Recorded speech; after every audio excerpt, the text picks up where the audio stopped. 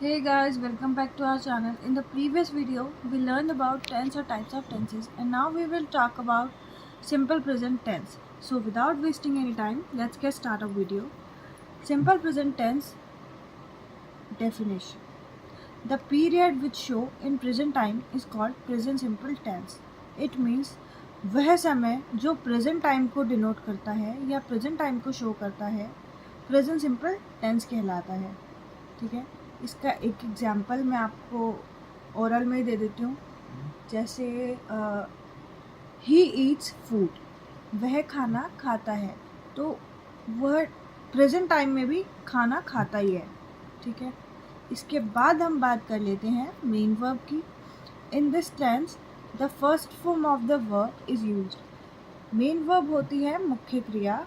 ठीक है, मुख्य क्रिया इट मीन्स जो काम किसी व्यक्ति के द्वारा किया जा रहा है, ठीक है, उसको हम मेन वर्ब बोलते हैं। और इस टेंस में हमेशा वर्ब की फर्स्ट फॉर्म का यूज़ होता है। ठीक है, और ये तो आपको पता ही है कि वर्ब की फॉर्म्स कितनी होती हैं। वर्ब की फोर फॉर्म्स होती हैं। ठीक है, फर्स्ट, सेकंड, थर्ड और फोर्थ। लेकिन इस टेंस में वर्ब की फर्स्ट फॉर्म का ही यूज़ होता है। ठीक है, अब बात कर लेते हैं हेल्पिंग वर्ब की। हेल्पिंग वर्ब होती है सहायक क्रिया जो हमेशा सब्जेक्ट के बाद लगाई जाती है। In this tense the helping verb do और डज इज यूज। इस टेंस में जो हेल्पिंग वर्ब है वो डू और डज लगती है ऑलवेज। अब इस टेंस के कुछ रूल्स भी हैं।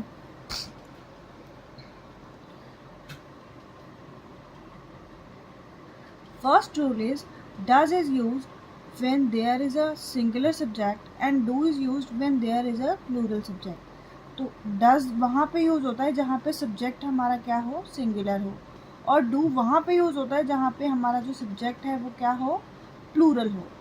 ठीक है, अब सेकेंड रूल है एस या E S is use with the first form of the verb when it is the singular subject. तो एस या ई एस वर्ब के साथ तब लगता है जब हमारा जो सब्जेक्ट है वो क्या हो, सिंगुलर सब्जेक्ट हो।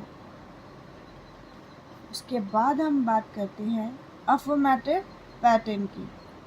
मैंने आपको बताया था कि जो अफर्मेटिव सेंटेंसेस होते हैं ये हमेशा पॉजिटिव सेंटेंसेस ही होते हैं। तो अब इसका पैटर्न देख लेते हैं। सब्जेक्ट प्लस वर्ब की फर्स्ट फॉर्म प्लस एस या एस प्लस ऑब्जेक्ट। तो इसमें सबसे पहले तो जो आपका सब्जेक्ट है वो आ जाएगा। ठीक है, उसके बाद वर्ब की फॉर्म आ जाएगी फर्स्ट, और उसके बाद अगर सब्जेक्ट आपका सिंगुलर है तो एस या एस लग जाएगा, और अगर प्लूरल है तो ओनली वर्ब की फर्स्ट फॉर्म ही आएगी, और उसके बाद आएगा आपका ऑब्जेक्ट। तो कुछ एग्जांपल्स हैं वो भी एक बार देख ही लेते हैं। फर्स्ट एग्जांपल है Ram goes to market. It means Ram जो है वो मार्केट जाता है। तो जो ये काम है उसका जाना, राम का जाना जो है वो अभी भी मतलब प्रेजेंट टाइम में भी वो जाता ही है, ऐसा नहीं है कि वो घर पे बैठा है। ठीक है, तो इसीलिए ये जो टेंस है ये प्रेजेंट सिंपल टेंस में रखा गया है। और सेकंड है he plays cricket. It means वह क्रिकेट खेलता है। तो ये भी प्रेजेंट सिंपल टेंस का ही एक एग्जाम्पल है। थर्ड है ही prepares his lesson. It means वह अपना जो लेसन है प्रिपेयर करता है, तो अभी भी वो प्रिपेयर करता ही है। We play.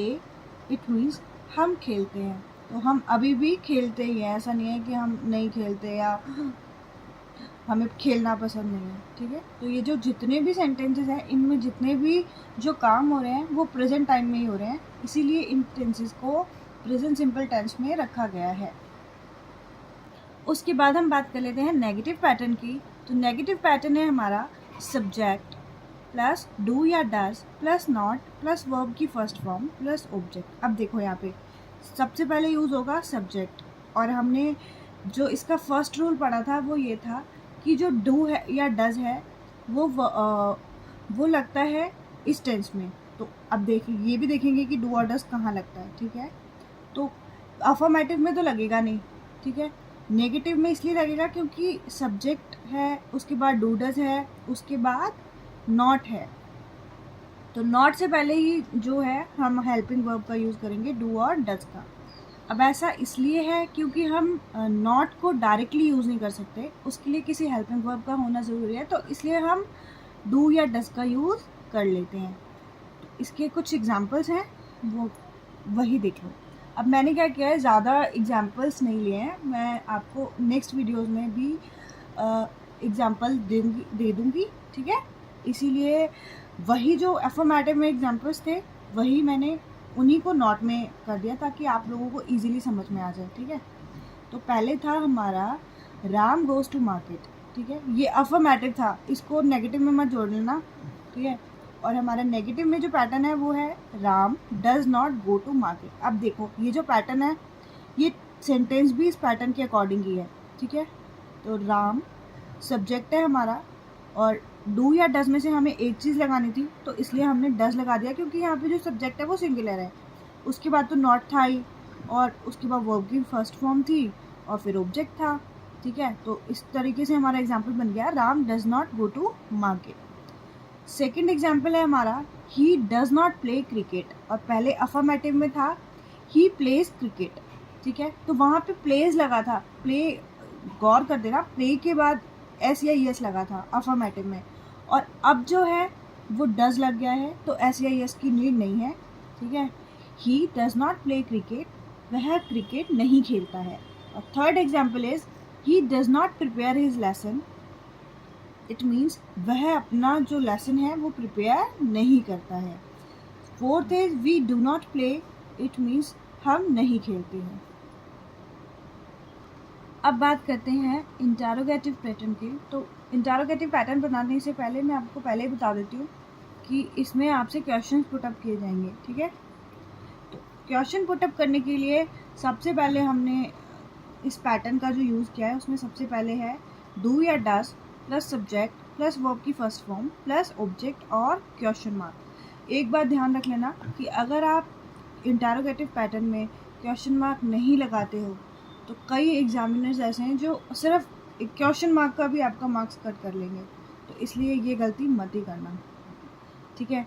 और उसके बाद देखो अब पैटर्न पे एक बार ध्यान दे लेते हैं, ठीक है। नेगेटिव में हमने पढ़ा था subject do does not verb की फर्स्ट फॉर्म और ऑब्जेक्ट के बारे में। अब यहाँ पे हमने नेगेटिव में हेल्पिंग वर्ब यूज़ करी थी डू डज, ठीक है। अब उसी हेल्पिंग वर्ब को इंटरोगेटिव में हम क्या करेंगे, सब्जेक्ट से पहले ले आएंगे, तो इसलिए सब्जेक्ट डू या डज, उसके बाद सब्जेक्ट, फिर वर्ब की फर्स्ट फॉर्म, फिर ऑब्जेक्ट और फिर क्वेश्चन मार्क। अब नेगेटिव, अफर्मेटिव और नेगेटिव दो ये टेंस जो मैंने आपको पहले पढ़ाए हैं उन्हीं के एग्जांपल्स मैंने आपको यहाँ पे दोबारा से दे दिए, ठीक है। Does Ram go to market, it means क्या राम मार्केट जाता है। डज ही प्ले क्रिकेट, क्या वह क्रिकेट खेलता है। Does he prepare his lesson, क्या वह अपना लेसन प्रिपेयर करता है। डू वी प्ले, क्या हम खेलते हैं, ठीक है। और ये क्वेश्चन मार्क मत लगाना भूलना क्योंकि इसके नंबर कट जाते हैं, बार बार रिपीट किया है मैंने। अब बात करते हैं इंटरोगेटिव नेगेटिव के बारे में, ठीक है।